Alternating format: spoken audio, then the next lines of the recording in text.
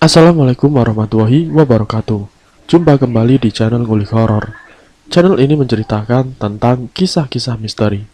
Pada kesempatan kali ini, saya akan membawakan kisah misteri yang berjudul Pengantar Nyawa Keluargaku. Seperti apa kisahnya? Mari kita kulik ceritanya. Sebut saja namanya Ana. Ana sedang menunggu jemputan dari Rudi. Ana adalah seorang mahasiswa kedokteran yang sedang kos di sebuah rumah sakit. Karena lama tidak kunjung datang, Ana pun mulai kesal. Kebetulan pada saat itu ada sebuah ambulan yang lewat hendak menjemput seorang pasien. Karena searah maka ia pun menumpang. Rasanya merinding memang. Ana jadi teringat kata orang-orang bahwa ambulan itu sama seperti malaikat pencabut nyawa. Jam baru menunjukkan pukul 7, tapi sudah sangat gelap. Semua temannya sesama dokter kos sudah dijemput pacar atau ayah ibu mereka. Sementara dia dari sejam yang lalu masih saja menunggu Rudi pacarnya yang katanya baru selesai rapat. Suasana rumah sakit lumayan sepi karena jam istirahat pasien sudah dimulai. Hanya keluarga terdekat saja yang terlihat bolak-balik sekedar membeli obat atau makanan. Sesekali ia tersenyum pada dokter senior yang hendak pulang. Baru kali ini Ana pulang naik ambulan. Pak sopir memasang lagu-lagu dangdut untuk menghilangkan ketegangan katanya. Agar tidak terlalu seram juga pikir Ana. Dan ia pun cukup menikmati perjalanan tersebut. Tidak seperti cerita-cerita yang didengarnya. Tapi lama-kelamaan perasaan Ana menjadi tidak enak. Ambulan itu melaju ke arah rumahnya. Apakah mungkin yang meninggal itu adalah tetangganya? Tapi Pak sopir hanya senyum-senyum saja ketika ditanya. Hingga ia turun dan Pak sopir pun melanjutkan perjalanan.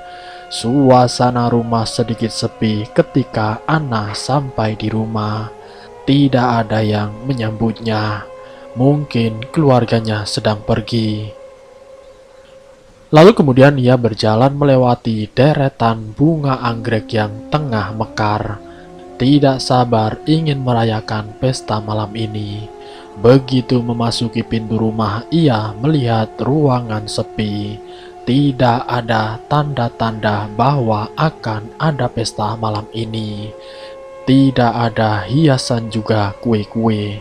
Masih dengan semangat menggebu, ia berjingkat ke dapur.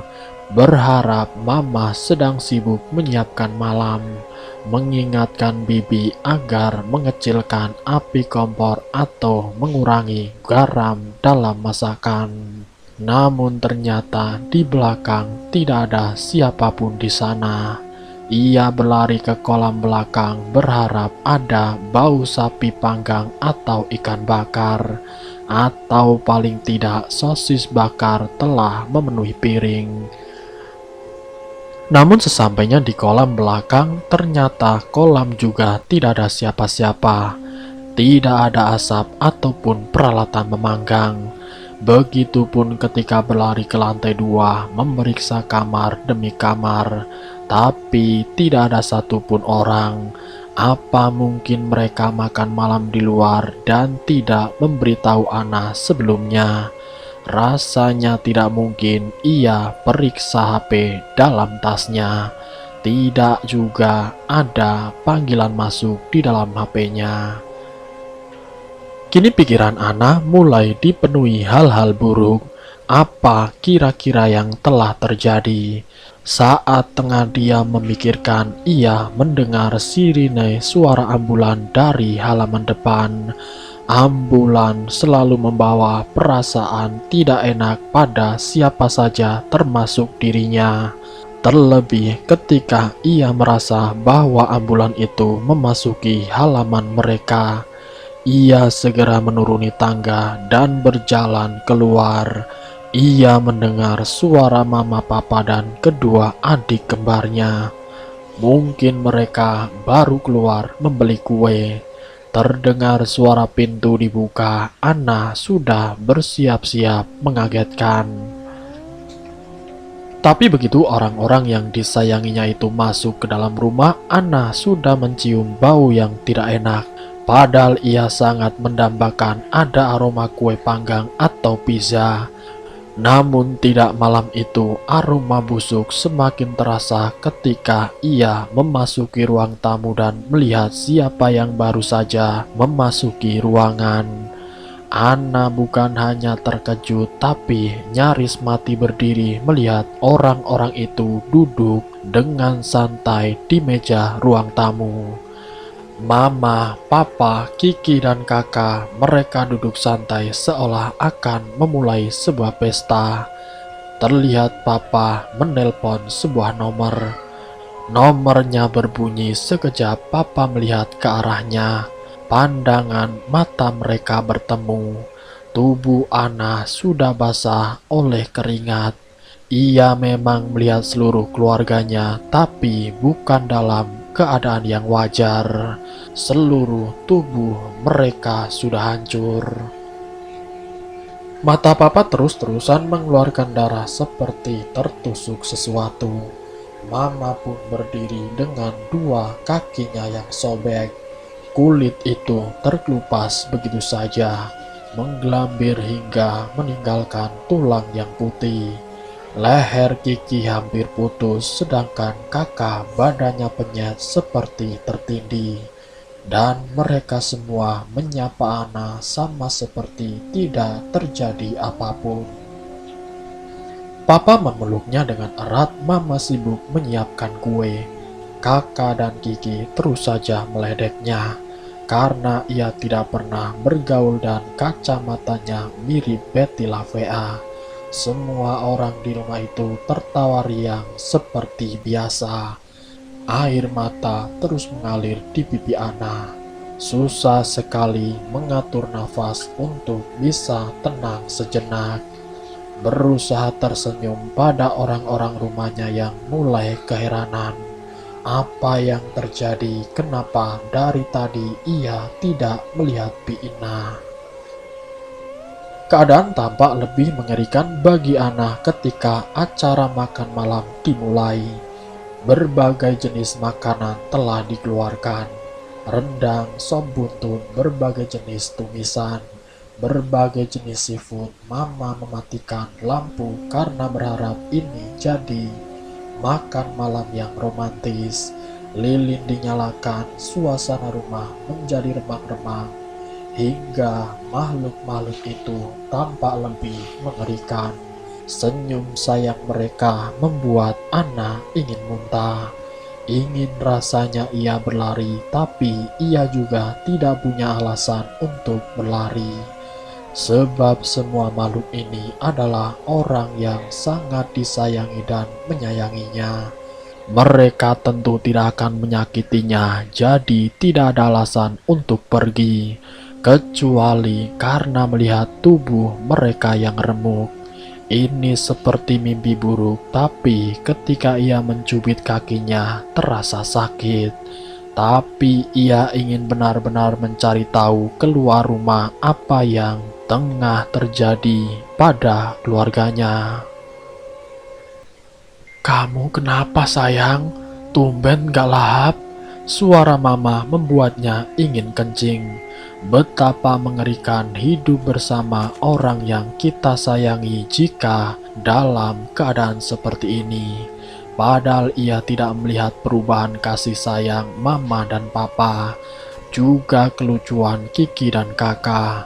Tapi keadaan tubuhnya membuat perut Anna melilit. Sungguh tidak sanggup ia memasukkan sesuap nasi atau memotong daging rendang lalu mengunyahnya perlahan. Merasakan betapa bumbu itu membuat lidahnya menggelitik ketika lumer di mulut. Kini bumbu rendang itu serasa pasir di mulutnya, bergemurutuk dan membuat gigi ngilu setiap kali dikunyah. Ia tidak tahu bagaimana malam ini akan berakhir, apa yang sedang terjadi. Dengan hati ditenang-tenangkan, ia menikmati malam ini. Jika memang seluruh keluarganya sudah meninggal, maka malam ini ia akan menikmati hari terakhir dengan mereka, walaupun dalam wujud yang mengerikan. Kau tidak akan pernah tahu bagaimana kau menikmati hari-hari terakhir dengan orang-orang yang kusayangi, dalam keadaan wajar dan tidak wajar, dan seperti itulah posisi Ana sekarang. Makan malam itu berlangsung dengan menyenangkan sekaligus mengerikan. Setelah acara makan malam, Mama membersihkan piring dan kakak Kiki sibuk memotong buah. Papa dengan bibirnya yang pecah menarik rokok dengan tenang. Darah dari bibirnya mulai mengering. Padahal tadi seingatnya pada saat makan darah itu terus menetes ke meja makan. Begitupun bunyi tulang kaki Mama yang terus beradu dengan kursi. Pada saat ini ia ingin kabur dan melihat situasi di luar rumah. Dengan degup tidak beraturan, ia intip halaman dari jendela. Suasana sepi, hanya terlihat beberapa orang lewat di depan pagar. Sesaat ketika ia hendak menutup tirai, ia melihat bayangan lelaki itu dan sebuah mobil berwarna putih. Sepertinya ia hafal bentuk mobil itu. Lelaki itu melihat padanya dan ia tiba-tiba sadar bahwa itu adalah sopir ambulans rumah sakit. Sedang apa dia di sini? Bukankah tadi ia sudah kembali dan hendak menjemput orang sekarat? Karena penasaran dengan lelaki itu, Ana langsung keluar dan berlari ke halaman. Tidak ia pedulikan adik kembarnya yang keheranan melihatnya. Namun sesampainya di sana, ia tidak melihat apapun. Halaman rumahnya kosong, tidak ada mobil putih, apalagi seorang lelaki. Kini ia mulai bimbang, apakah ia harus masuk kembali ke rumah atau pergi saja dari rumah untuk sementara. Di saat tengah kebingungan, HP dalam kantongnya berdering dari sebuah nomor yang tidak dikenal. Saat diangkat ternyata dari Bibi Nah. Ia segera berlari ke rumah sakit, menyetop taksi di persimpangan jalan, lalu berjalan ke rumah sakit masih dengan seragam. Di rumah sakit ia mendapati Bi Nah tengah menangis. Lukanya dibalut perban dan di sampingnya ada papa, mama, Kiki, dan kakak. Semuanya memandanginya dengan senyuman, persis seperti senyum saat pesta tadi. Apakah mereka belum menyadari juga kalau mereka sudah tidak ada? Bi Nah memeluknya dengan kencang, lalu tangannya menunjuk ke kamar mayat di dekatnya. Tiba-tiba suara sirine ambulan itu berdengung lagi di telinganya, membuatnya merinding. Ia mendengar ambulan itu meraung-raung di sekitar rumah sakit. Benar-benar malaikat itu telah menjemput semua keluarganya. Ternyata semua keluarganya sudah meninggal. Kini tinggal Bi Nah dan dirinya. Dan selesai. Itulah kisah misteri yang berjudul Ambulan Pencabut Nyawa. Semoga kisah ini bisa memberikan wawasan untuk kita semua. Ambil sisi baiknya dan buang jauh-jauh sisi buruknya. Semoga kita semua selalu dalam lindungan Allah Subhanahu wa Ta'ala. Terima kasih untuk kalian yang sudah mampir di channel kami. Jika kalian tertarik dengan video kami, silakan tekan tombol like, share, dan komen. Tekan subscribe untuk mengikuti video-video kami yang selanjutnya. Wassalamualaikum warahmatullahi wabarakatuh.